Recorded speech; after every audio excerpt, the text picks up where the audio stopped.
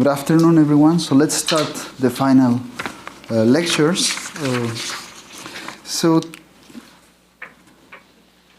I will finally speak about Markov additive processes and the fluctuation theory for these processes. And of course, the relation to self-similar processes, which has been the main topic we have been studying in this course.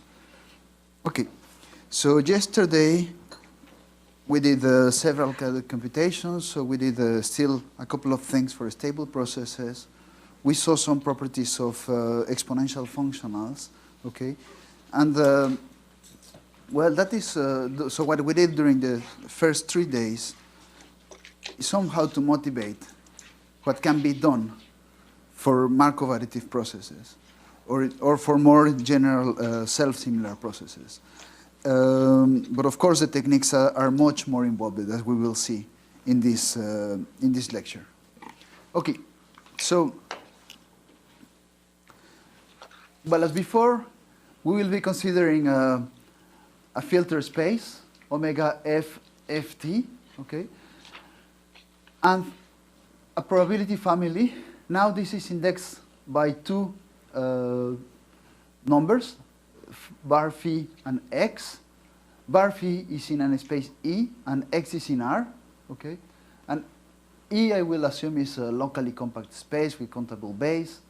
And we will assume that these are equipped of an isolated state delta, okay? So delta will be a symmetry state for the process, okay? And then I will define a Markov additive process, okay, which is, I will denote them by maps, okay, which are processes that take values in E times R, such that they have the strong Markov property still, okay, and they will be denoted by J and psi, okay. So P bar phi x is the law of the process starting at this point, okay. I will assume that these two processes die at that point, delta and infinity, okay? I will denote the lifetime as before by C, okay? And I will be assuming some regularity on J and psi as before, so I will assume that they are cat-lag processes, okay? And they are quasi-left continuous, okay? And more importantly, I will assume that both processes, the couple, J and psi, are Markov process, a strong Markov process, and J on its own, it's a Markov process, okay? But it is not necessarily the case for psi, okay? Psi on its own may not be a Markov process. It needs J to keep the Markov property. It's nice, now it is snowing. Okay, and I will be assuming that the process J and psi has this property on the increments, okay? So if you remove this J from here, okay, this is just the property that defines Lévy processes, that the increment of the process in the interval t plus s, conditionally on ft, okay, has the same law as psi s, and doesn't depend on the position of the process at time t, okay? But now I include another process J, okay?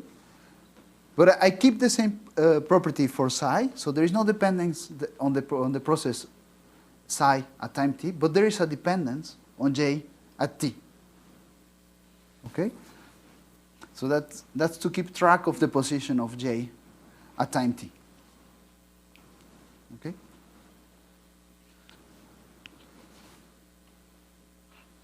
These processes, we can think of them in the following way.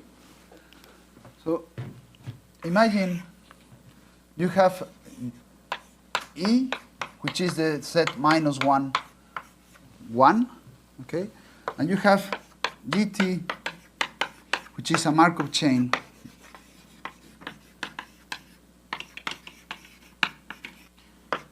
in E, okay? And then you have two processes, psi 1 and psi minus 1, okay? which are Lévy processes that are independent. Okay, so we're going to build a new process with this j and psi. Okay, so imagine j starts at 1. Okay, so we start with color red. Okay, and then j change of a state, so necessarily it goes to -1. Okay, it stays there.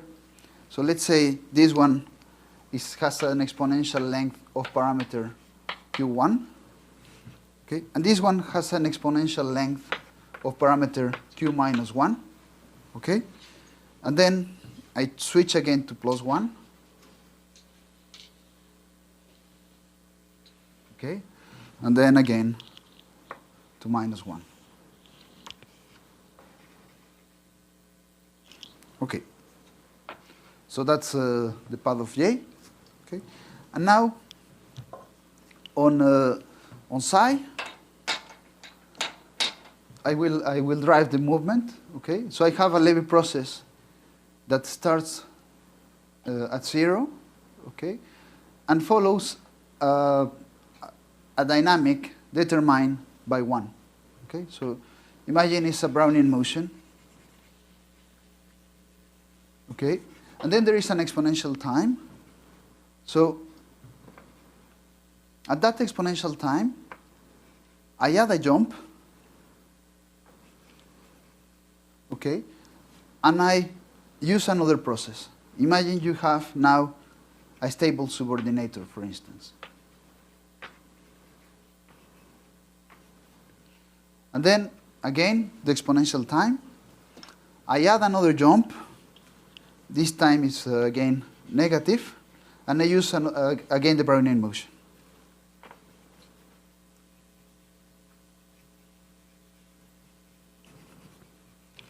Okay. So, again, there is a jump.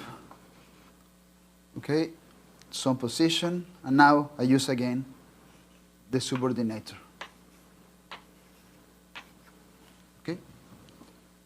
So every time I switch of state space, I switch into one of these two processes. Okay? Okay, so this the new process, okay, cannot be a Markov process on its own. I mean, if I just see the movement of the particle, this cannot be a Markov process on its own because I need to know in which dynamic I started. Okay, not I started here, but from where I'm coming, in which kind of dynamic I am. Okay, it is not enough to know where I am. I need to know which dynamic I'm using. Okay, for that I need to know the state of J. Okay, that is why, in general, the dynamic of the map, the movement of the particle, okay, is not a Markov process. It could be a Markov process, yes. What is second initial point? This one? Yes. Okay, I have. What is the Yes. I have a jump, U1, okay, and then I have a jump here, U of -1. Okay, these are independent, independent, sorry. Okay, and then when I switch again here, I use a copy of U1 that I call U1 tilde. Okay, so let's, yeah, and then here again, I include another jump, and this is U -1 tilde. Yeah, so these are random variables. Okay, that are independent of the rest. Yeah? You're welcome. Okay. So when we have a finite state space, okay, it's very easy to well, not very easy, but it's more or less easy to understand this path. Okay? But we can have something more general because we are allowing J to be a strong Markov process in a general state space. Okay. And what is the connection of these processes with the main topic of the course, which is self-similar processes? Okay. So there is a theorem that starts from the theorem that I described in the first session, the theorem of Lamperti, that was later generalized by a student of Lamperti Q, okay, and later extended to by Chaumont, Pante, and myself, and then a more general version finally by Alili, Chaumont, Graksik, and Sack. Okay. There was before also a paper by Kuznetsov, Kyprianou, Pardo, and Watson, where they formalize in this setting the paper that is here. Okay. So here we have, as before, a self-similar Markov process. Okay. But now this one is taking values in RD. Okay. It's no longer positive. Okay. It takes values in RD. And then we define a new process, J and psi, which is the angle of x. Okay. And then the log of the radius of x. Okay? And I time change that process by tau t, and tau t is the inverse of this additive functional. So it's essentially the same as I use than the one that I use for the positive case, but I replace x by the norm of x. Okay? Well, this process happens to be this couple, okay? Is no longer a Lévy, this guy is no longer a Lévy process in general, okay? But the couple is a Markov additive process. Okay? Okay, and it will die at this state space. Okay, so when x is equal to 0, okay, I will send the process J and psi to the cemetery state. Okay?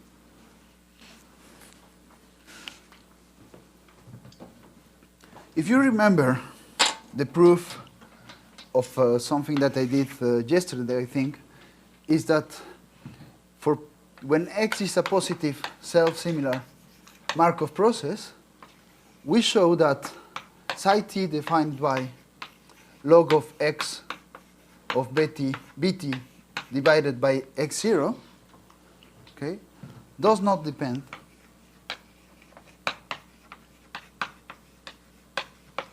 on x0. Okay, how did we check that? Well, we introduce a new process, so we call psi cx of t, which is the log of x bt, okay, in c times x. This guy is starting in c times x. This guy is multiplied by c times x here. Okay? And this is divided by c to the minus alpha. Yes. Okay? And then we show that this is equal in law, okay, by the self-similarity. Okay? This is log. We show that this is equal to log of x bt x, okay, and x here, isn't it? And this is the process psi x t. Okay. In doing that, by doing that, we show that that this is not depending on x here. Okay. And well, once. Let me just, was exactly that what I wrote yesterday? I just want to be sure.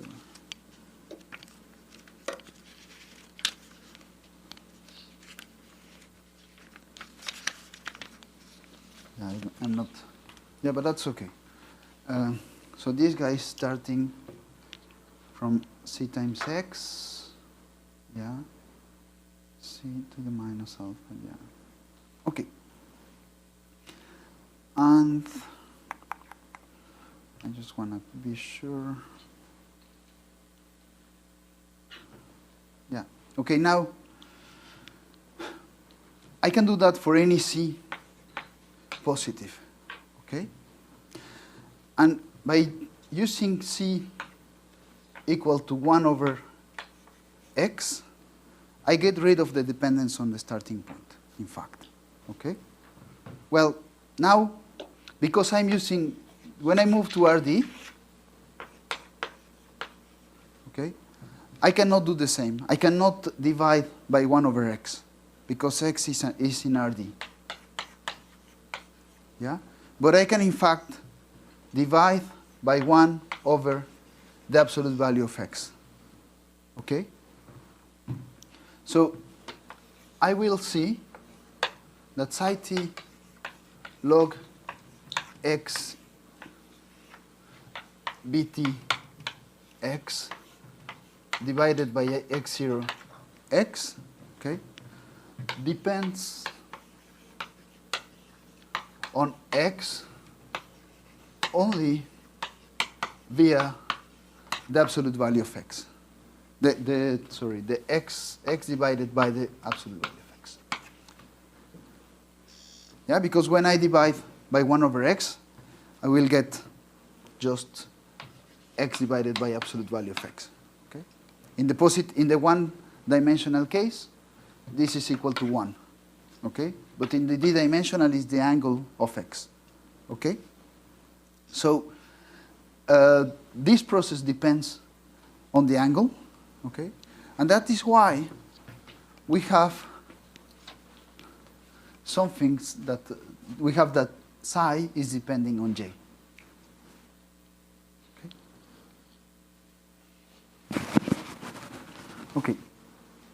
If you think on a stable process, okay, the stable process will be moving in some direction that depends on the angle, isn't it? The jumps will be depending on the angle of the process. Okay?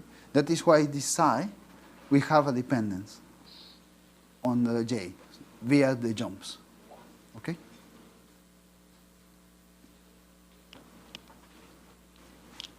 Okay, so the proof of this theorem is essentially the same as the one I gave here, just noticing this, okay, that this just depends on the angle of x. Okay. Okay, so now that we have that result, and that is a very nice result, very interesting, but we saw in the previous lectures, okay, that the result was useful because we knew a lot of things for Lévy processes. And then using those properties for Lévy processes, we were able to say a lot of things on x or on random variables associated to them, like for instance the exponential function of a Lévy process. Okay? Now, the question is whether we can say something about Markov additive processes. Okay? So, what can be said about Markov additive process? Do we have the same tools as we do for Lévy processes? Okay? Can we characterize some of the maps? Like, for instance, which is the map that is behind the stable process, which is one of the things we did here. We saw roughly that we were using a fluctuation theory for the study of positive self-similar Markov processes. So it's natural to ask if there is a fluctuation theory for these Markov additive processes. Okay? And then once we have that, can we use it for something, to say something new? For instance, for stable processes, which are one of the most popular self-similar d-dimensional processes. Okay. Well, the answer to all this question is yes. We can do, and we can say a lot of things about all these processes because they still have a nice structure. Although it's more complicated, there are a lot of things that can be said. And this is something that was noticed in the 70s, Okay? In the 70s, Markov additive process appear in connection with queuing theory in particular. But they also appear in risk theory, statistical physics, financial mathematics, and more recently, via this result, in the theory of self-similar Markov processes. And there were a lot of authors that worked on this topic. Okay? So you can check the literature on the 70s, and there are a lot of results on Markov additive processes, but mainly in the case where the state space is discrete. Okay? I think it was later in the 80s, in the paper by Schindler and Caspi, okay, where they introduced, and a paper also of Maisonneuve, okay, where they introduced Markov additive processes in the study of excursions from a set. Okay? So when we study the excursion theory from one set, not from one point, okay, we have a similar theory as the one from one point, but we need to know from which point we are starting inside the set. Okay? So, for instance, there is a local time, okay, that tells us how much time we spend in a set. Okay? And the inverse of the local time still has independent increments. Okay? Both the increments will depend on the position where we are starting in the set. Okay? So we will have that the inverse local time for the excursions from a set is a Markov additive process, actually. Okay? Okay. Well, this is just the description I gave here in the blackboard. Okay. And here is a characterization of the Markov additive process when the state space is finite. Okay. So when the state space is finite, we need to describe the Markov chain, J. And we know that the Markov chain can be described via the infinitesimal generator, Q. Okay, so the rates of the process. So this is the rate at which the process J jumps from position I to position J. Okay? And then we take Uij, which is the law of the jumps that we have here. Okay, that we jump from this position to this position when we change of dynamic in J. Okay? And then the A psi J processes, which are independent Lévy processes. Okay? So each of them has a characteristic exponent, psi J. Okay? Well, if for Lévy processes we are able to characterize the dynamics via the characteristic exponent, it will be natural to do the same for Markov additive processes. Okay? And in fact, we can do that. We can, by the property of independent increments, okay, we can check that the whole law of the process is determined via this characteristic function. Okay? But we start in the position I in the dynamic J, okay? And we observe the position of the process psi at time t and J at time t. Okay? By the property of additivity of J of psi, okay, we can check easily. That's an easy exercise. That's one of the exercises I propose for today, to check that this can be written as the exponential of a matrix K times T in the coordinate ij. Okay? And the matrix K is the matrix that is diagonal, and in the diagonals are the characteristic exponent psi j. Okay? Then here are described the continuous part, okay, but also the jumps. And the jumps for the Lévy process can always be written as the integral of the exponential minus 1 times the Lévy measure. Okay? Because we are adding one jump here, then that jump can also be written like that. Okay? And then there are the rates at which we jump from one state to the other. Okay? Okay. So this characterizes, this matrix K characterizes the law of the Markov additive process. Okay? Okay, is equivalent of the infinitesimal generator for this process.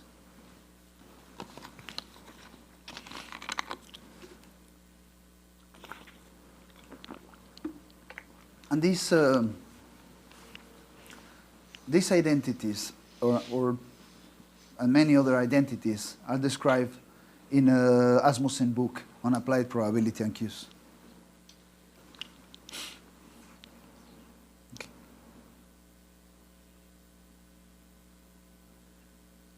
Tell me if I go too fast, because I'm using the slides, and usually that makes me to go too fast.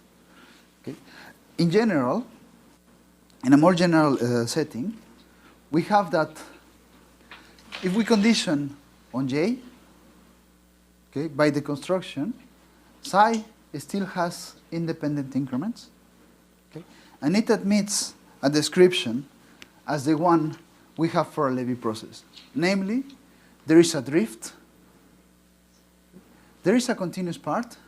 The continuous part is a Gaussian process, okay, whose covariance will depend on J.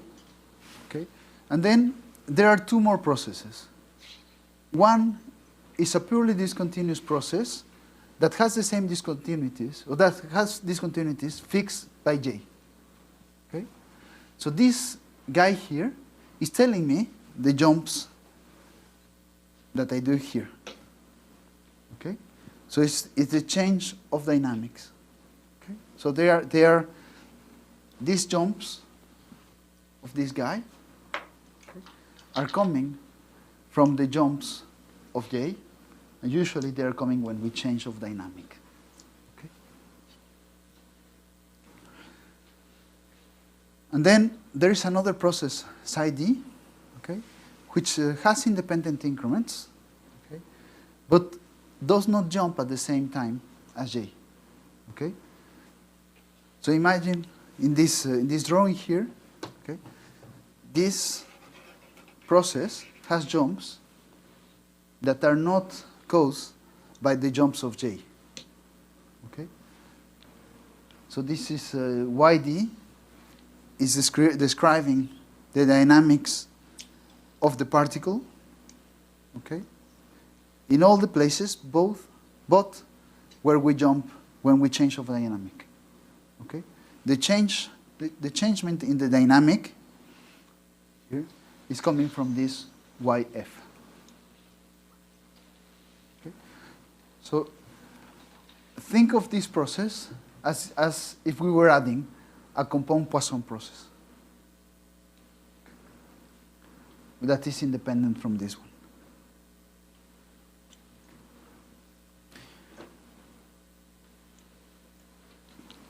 Okay. So all these processes, the structure of all these processes depend on J. Okay? So the variance of the Gaussian process depends on J, the jump measure depends on J, and this jump measure depends also on J. Okay?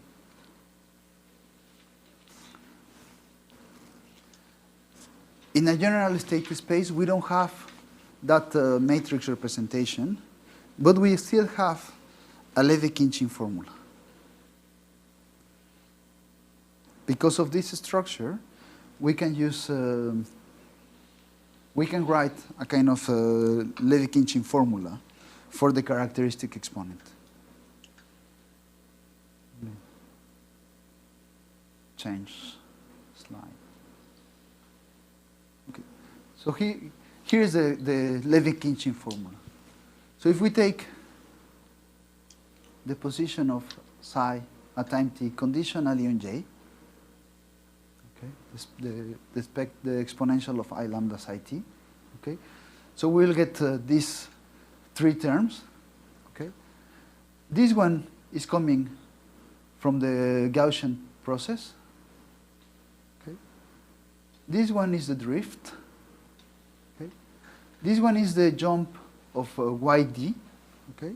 So the jumps that are independent of yf, and these are the jumps of j, okay, that make a jump in psi.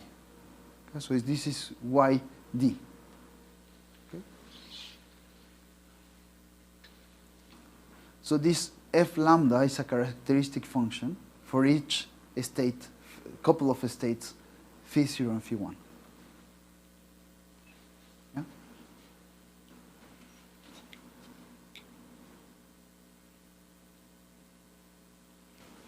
So these two are continuous additive functionals of the process J. This is wrong, it should read J. Okay? And notice the form of the Lévy measure. Okay?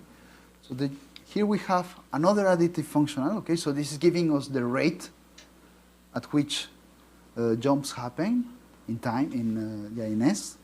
Okay? And then this is giving us the size of the jumps. And the size of the jumps is depending on the position on J. Okay? But for each fixed J, we have a Lévy measure. Okay? Because the process is a process with independent increments. Okay? And in fact, this is a kernel. This family of measures is a family of kernels. Okay, okay, so just it's the same as the characteristic, the Lévy-Khinchin formula for Lévy processes, okay, but now we include a dependence on the environment J. And we have something else because this is coming from the jumps of J. Okay? The jumps induced into psi by J.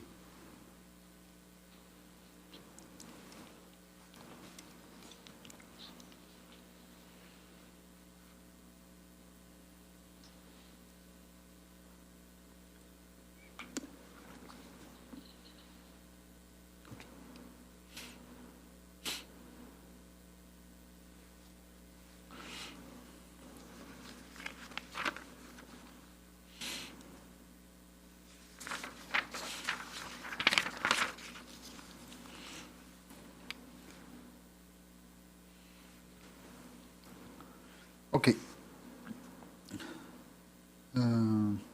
Okay, so now can we use that, for instance, to describe the Markov additive process that is behind this table? The answer is yes, but to do that, remember we use, in the one-dimensional case, we use the compensation formula. And there is also a compensation formula for these processes.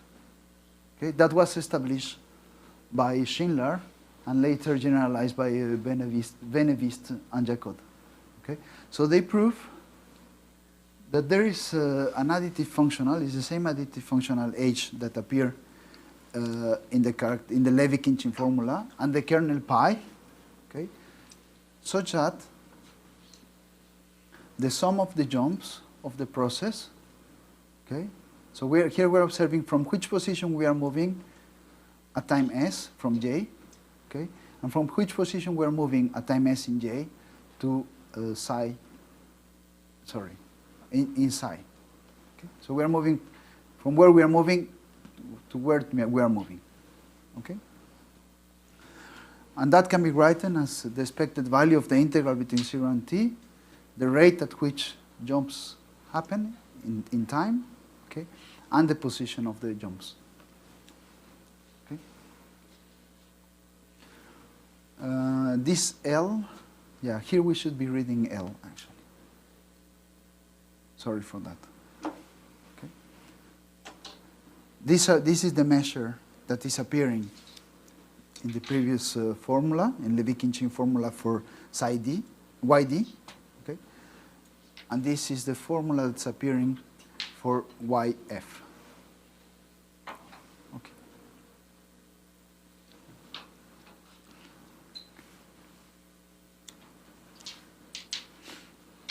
Okay.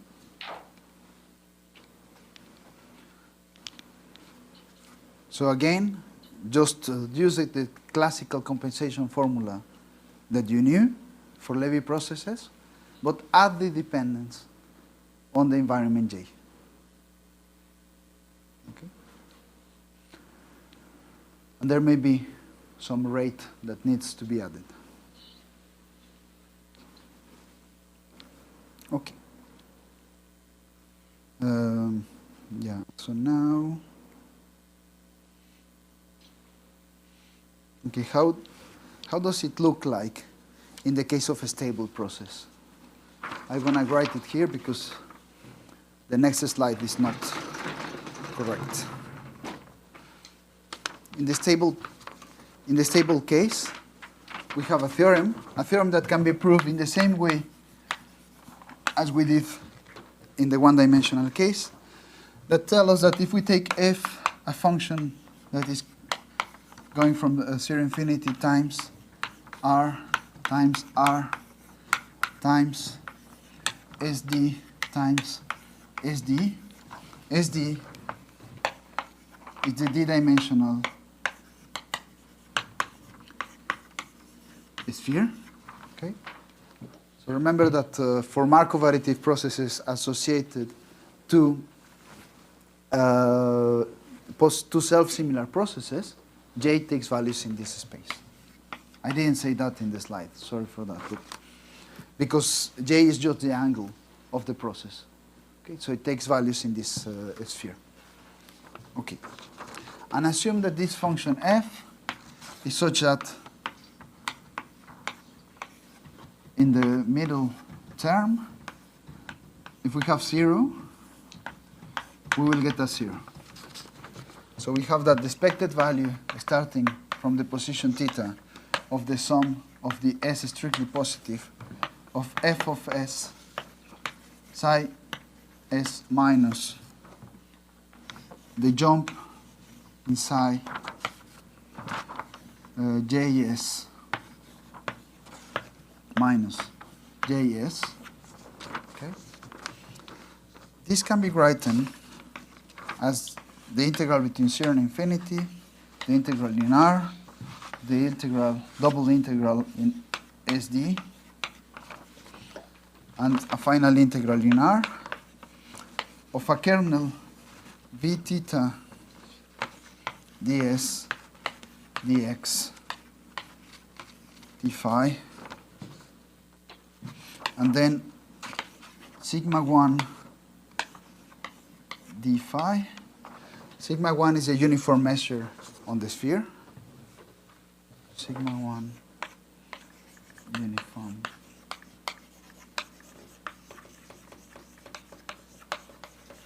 on SD times C alpha exponential yd exponential y phi minus bar phi alpha plus d, and then f s x y bar phi phi, okay. And psi and j is the map associate to a rotationally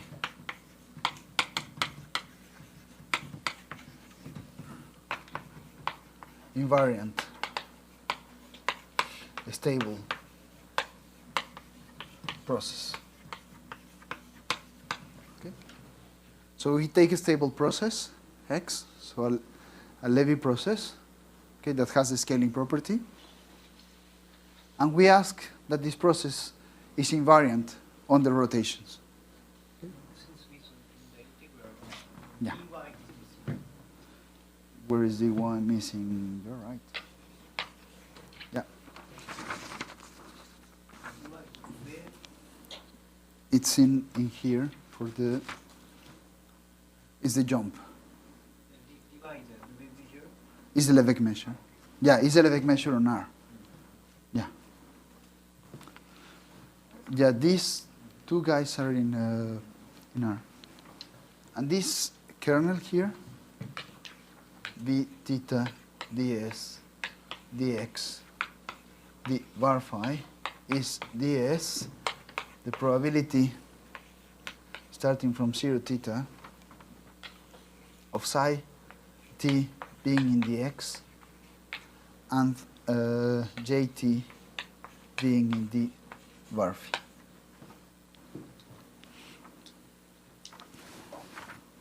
This is slightly different to what I wrote in the one-dimensional case, because in the one-dimensional case, I didn't keep track of this position and of this position. Okay? But if I get rid of this position, so if I take the marginals, okay, this will integrate 1. Yeah? So if I take a function that just depends on the jump and these two, okay, then I will get something similar to what I did in the one-dimensional case. But here I keep track of the position from where I am jumping, okay, and where I'm landing, okay, because I'm working on the sphere. Okay.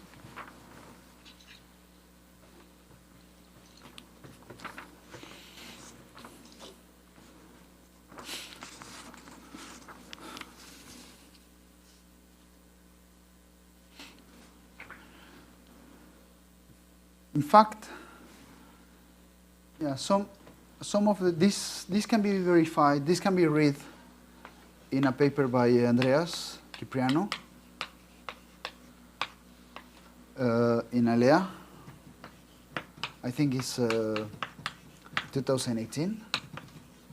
Okay, and there you can check that the result is actually, or that the steps to reach this hold in a more general setting, okay?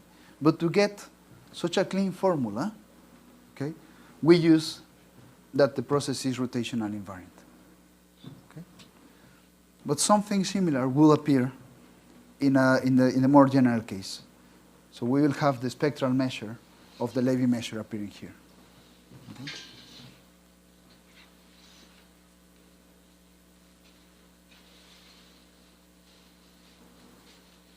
Okay.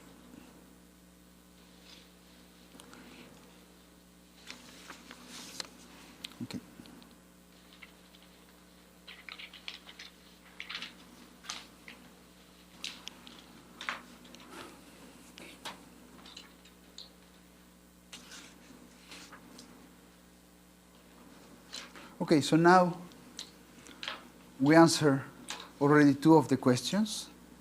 Okay, so that the Markov additive processes have a nice structure, okay, that similar to the one of Lévy processes, that we can characterize those processes using the jump measure, the Gaussian part, the drift. Okay. Also, we saw, I mean, with this result, that we can characterize the Markov additive process that is behind a stable process, okay? At least for a rotational invariant stable process, okay? So the other question is whether there is a fluctuation theory for these processes, okay? And maybe there I should... Yeah, I'm going to switch to the Blackboard now, both Blackboards. I'm going to change to the Blackboard, sorry. Just,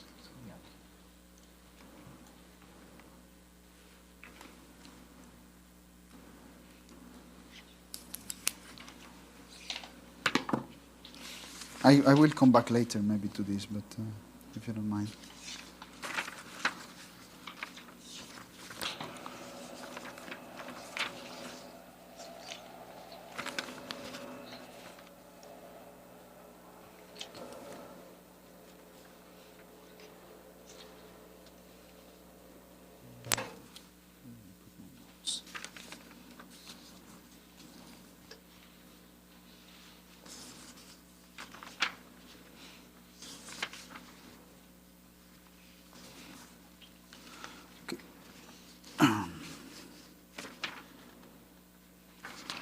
Okay. One thing that is needed in the fluctuation theory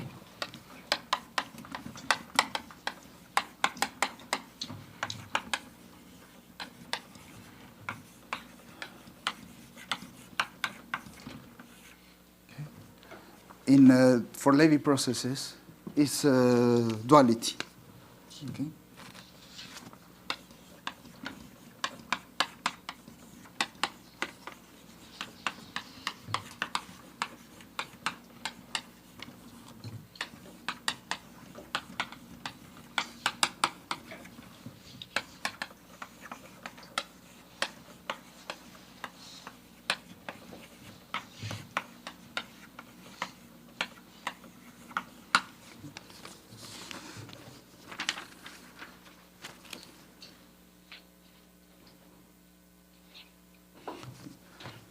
For a Lévy process,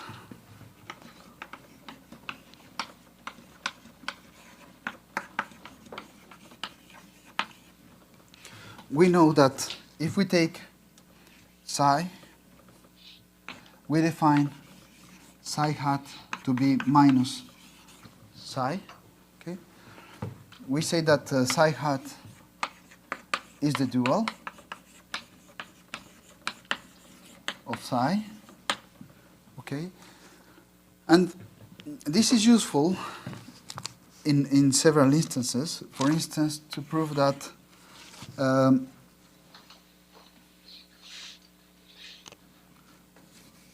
psi t minus s for a fixed t,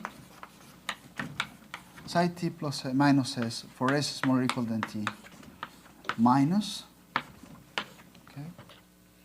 This guy has the same law as psi s dual for s is more or equal than t.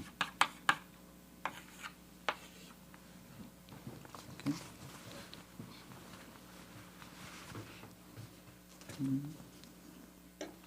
Oh, so that's maybe not what I want. I may want to write psi t minus. Has the same law. As that guy has the same law as this one. Yeah, that's this one. Okay. So when I take the path of the process,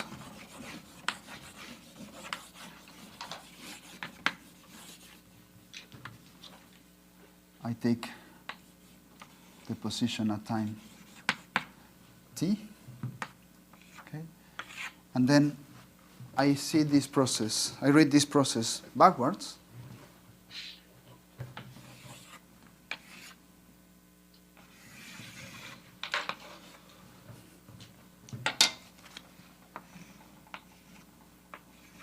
Okay. I observe this process like that. Okay, this is my new axis of time. I see it from here. Okay, I read backwards. This process that I'm reading in this direction still has independent increments because this process has independent increments, okay? But what about the jumps? Look at this jump. In this direction is positive, yeah?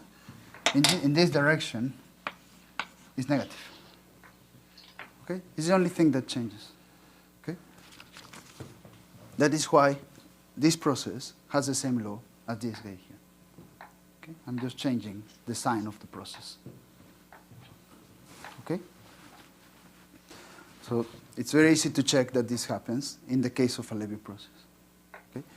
And this is important in the fluctuation theory because when we take the supremum, the infimum, sorry, at a fixed time, t, okay, then we see that this infimum, seen from here, is actually a supremum. Okay, so that relates the supremum and the infimum of the process. Okay, and that is very important in the fluctuation theory for Lévy processes. Okay. Now we are working in a more general setting. Okay, So, for instance, this kind of time reversal property, we don't know if it is true because we're working in a general Markov setting. Okay?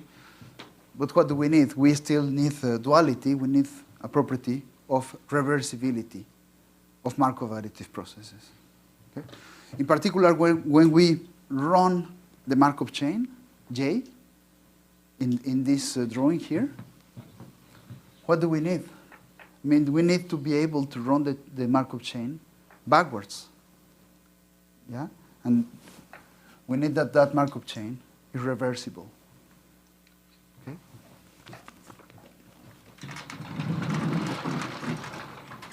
So, when one needs some assumptions, one needs that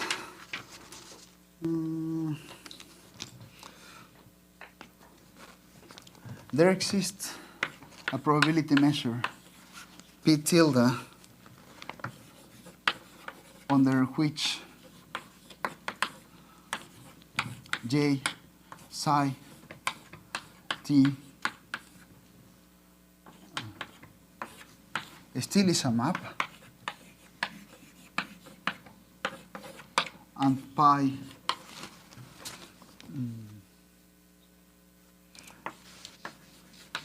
a measure on E such that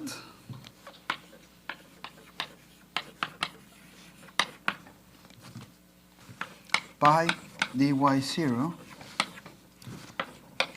py0 0 for jt in dy1 yeah, and then psi t is in dc tilde. This is equal to pi dy1 py1 0 jt is in dy0 psi t is in dc. Okay. So I'm starting at 0 with respect to pi. I'm moving into y1 with respect to j. That is the same as starting from j1 and moving to y0. That's the reversibility property on j. Okay? But I need to keep track on the position on psi. Okay?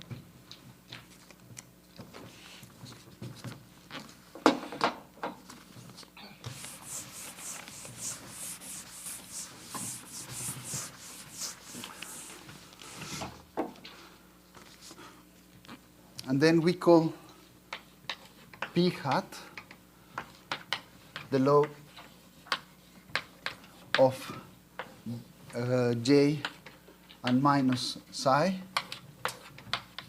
under p tilde. Okay, this will be the dual now, and we have that. Then j and psi under p hat and j psi under p are dual. With respect to Lévy measure and the measure pi d theta. Okay.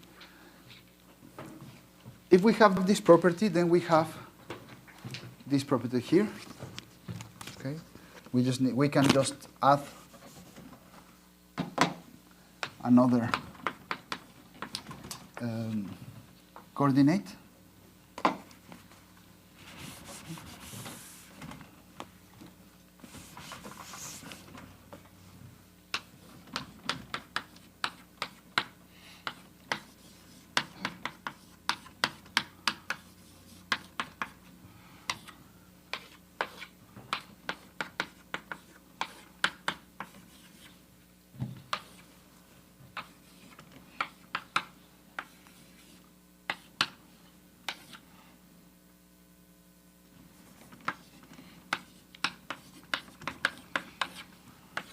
And this happens under P. and this under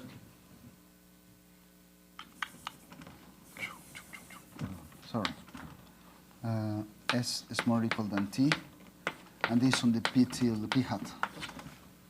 Okay? Or it doesn't matter. This is starting with pi.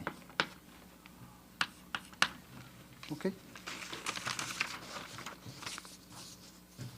It's just that these two processes, the two processes that are there, are related via time reversal. Okay? So if I start this process here with J, and J is random with respect to pi, okay, I let it live until time t, and then I run it backwards. What I will be observing, okay, is the dual process. Okay. It's just that. Okay, so it's exactly the same process psi. It's another process because we keep track of J. Okay? So we need to find a proper measure pi and a proper process J that gives sense to this time reversal. Okay? In the general theory of Markov processes, it's known that it's not every process that we can time reverse. Okay? And when we time reverse a process, we don't get the same process. Okay?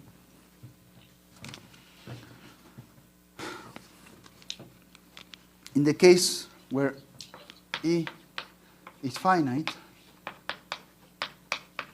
it is enough to require that there is a measure pi or a vector such that pi multiplied by ei 0 hat exponential minus I lambda psi t indicator jt is equal to j is equal to pi j expected value j0 exponential I lambda psi t indicator jt is equal to I.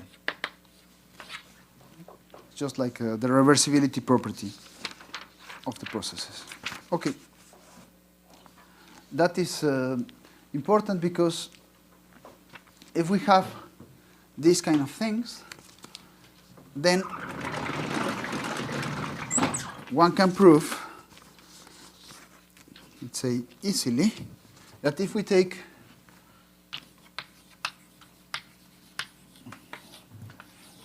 EQ that follows an exponential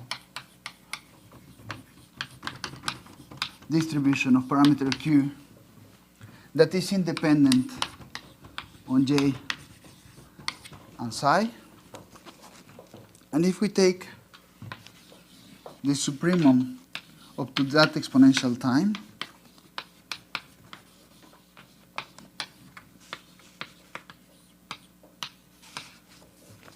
and the infimum,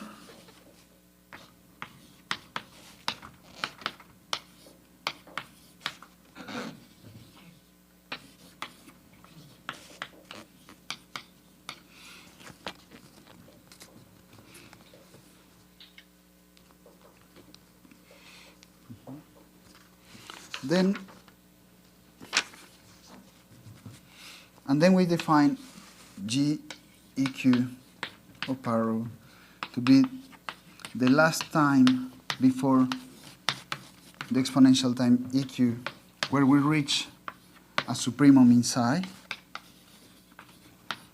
and then the last time where we reach an infimum,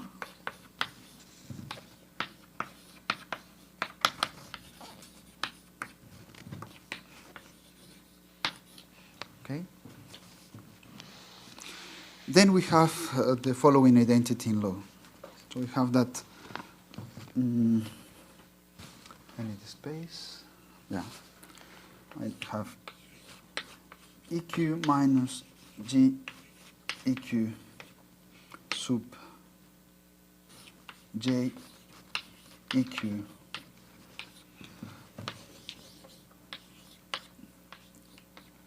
the supremum minus EQ, and then I take G EQ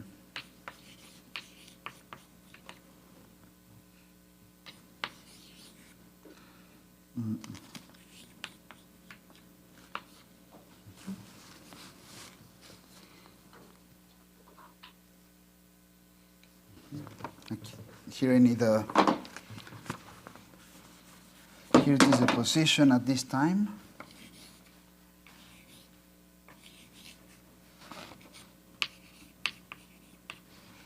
Then this under the probability p pi 0. Okay. This is equally low to G infimum EQ J0 minus psi EQ psi infimum EQ minus G EQ infimum J G EQ infimum, and then psi EQ minus psi infimum EQ. Tac tac. And the P pi 0.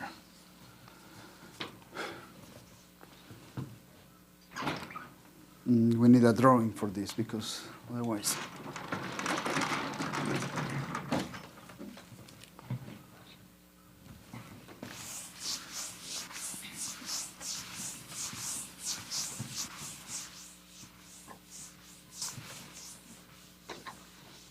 Well, we can actually see it here. I mean,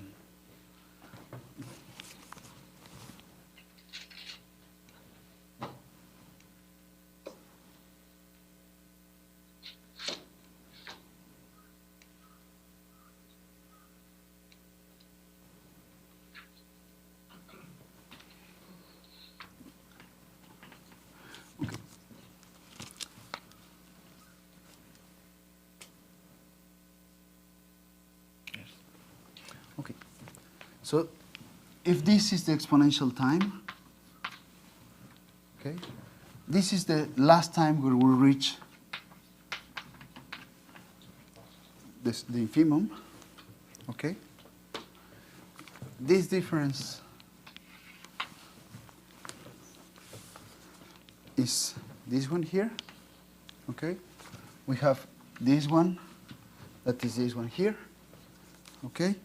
And then we have also this difference here. That is this one, okay, and this one here. This is a psi infimum EQ. Yeah? Okay. Run it backwards in this direction. This is the supremum. Yeah?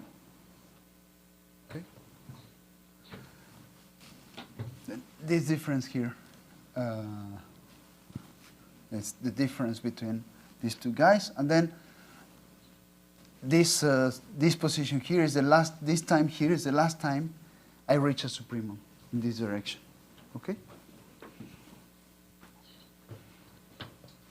It's just the justification of this generalization of the drawing.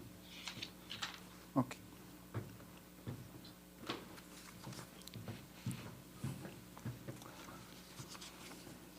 Okay.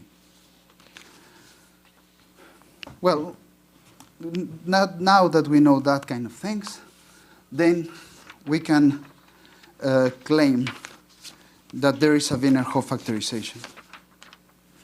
And it reads as follows. Where is it? I don't want to mistake my claim.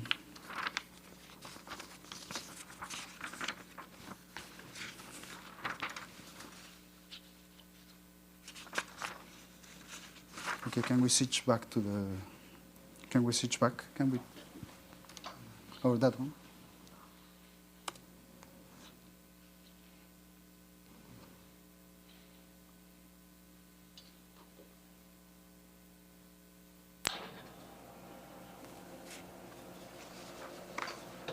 Oh, it's not a good idea.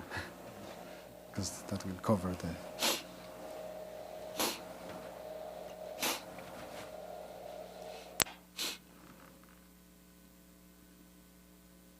Okay.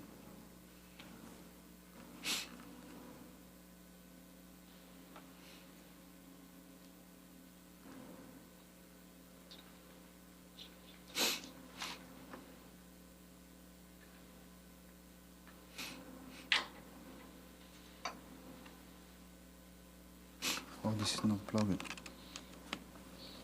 That's the reason.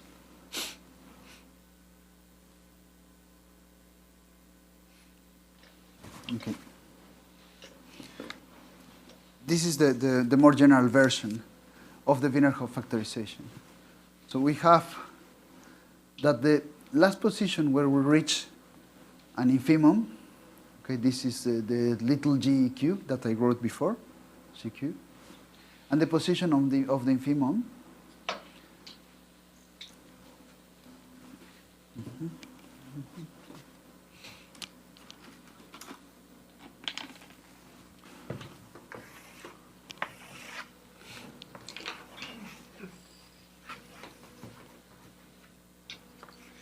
So this is GQ now. Okay, I have the infimum. Okay. And then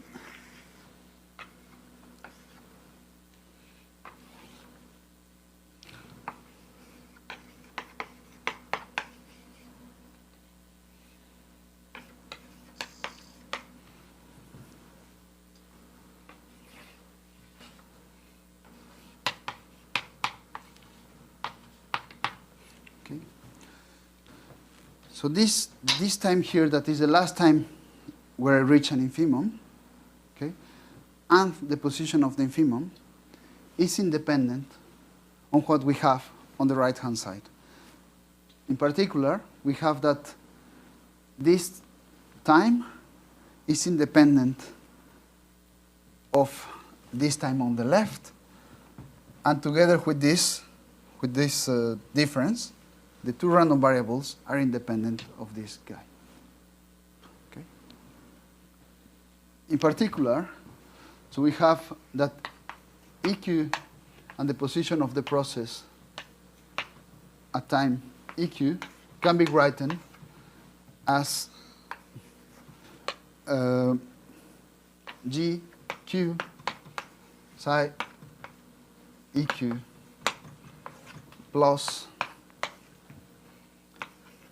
EQ minus G EQ, and then psi EQ minus psi infimum EQ.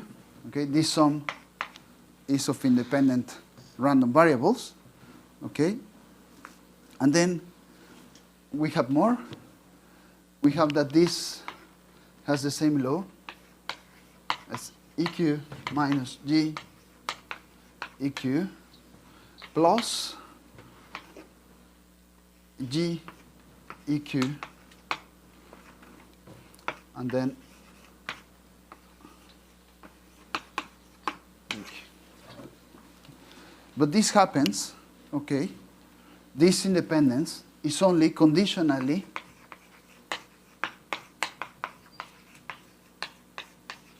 on J GQ, JGQ minus and JGQ plus. Okay, so we need to condition on the position where we start this excursion. Okay, so we need to know in which environment we are, because remember, the process now is taking many colors. Okay, because it has several dynamics. Okay, so remember we have a process that is changing colors.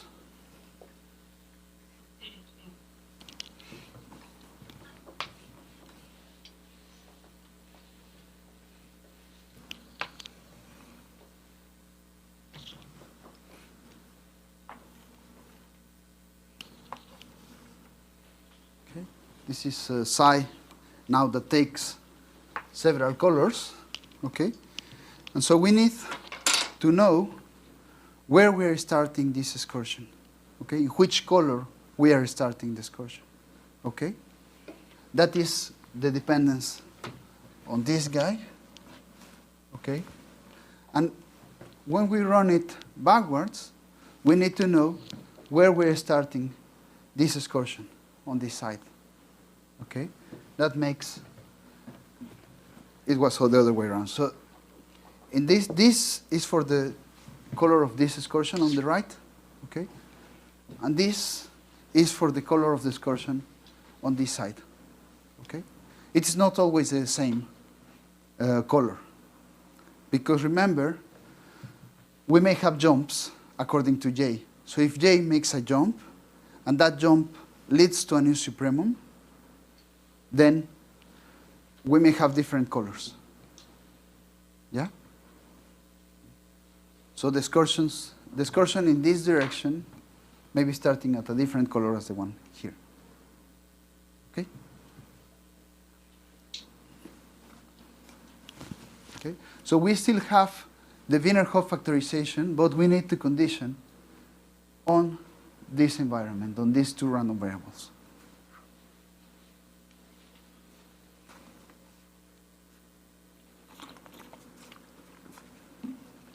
Should we make a break now?